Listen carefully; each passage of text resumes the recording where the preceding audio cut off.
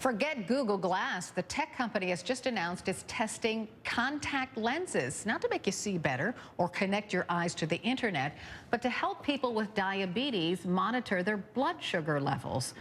This is amazing. Joining us to discuss this is Brett Larson. He's the host of Tech Bikes. So Brett, how would this work? It's kind of fascinating, right? It's a contact lens. It's got sensors on it that detect the glucose levels in your tears. So it's for someone who's diabetic, it means no more, the pinpricks on the finger to check their glucose levels, or that constant need to find out how much sugar they have or how much how much insulin that they need to inject themselves with throughout the day. Well, how does it, like, it doesn't have a battery, how would it charge up? Right. Right. Fortunately, you don't need to, stand next to a wall outlet all day and power this thing up.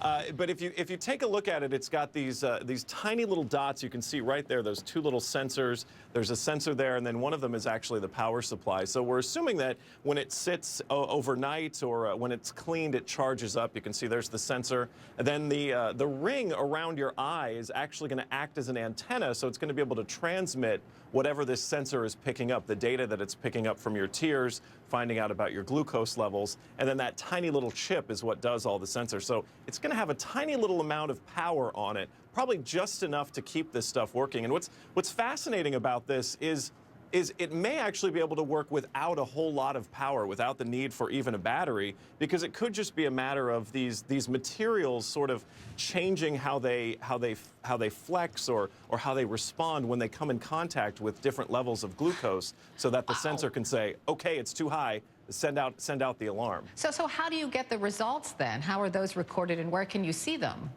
Well, now they're talking about a couple different things. In one instance, it would transmit that information, so we could say it could go to a sensor that you maybe wear on your belt, or maybe an app that you have running on your smartphone. In another instance, they're talking about actually putting tiny little LEDs inside the contact lens so that it can change color depending on your glucose levels. So this is very fascinating stuff. And a little frightening at the same time that we're going to put this kind of stuff into our eye. But what a great use of technology. Oh, you're not kidding. And what a great way for Google to expand its business, right? Right, absolutely. And we've heard a lot about Google lately. They just purchased Nest. They want to get into our homes. The Google Glass has been sort of lukewarmly received. So something like this, they're going to go into the medical field, which is huge. And I think there's also going to be a lot of other applications that we could use for this. Imagine if we could wear a contact lens or put a contact lens into a senior patient who is at a stroke risk, or someone who's at a risk for heart attack, where it could still have that same ability to sense what's going on in your body and tell you before something becomes critical, hey, this is becoming a problem. These levels are up. This has spiked. You need to sit down. You need to call 911. Wow. Oh, it's fascinating. Brett Larson, thanks so much for it. Was really, thank you so much.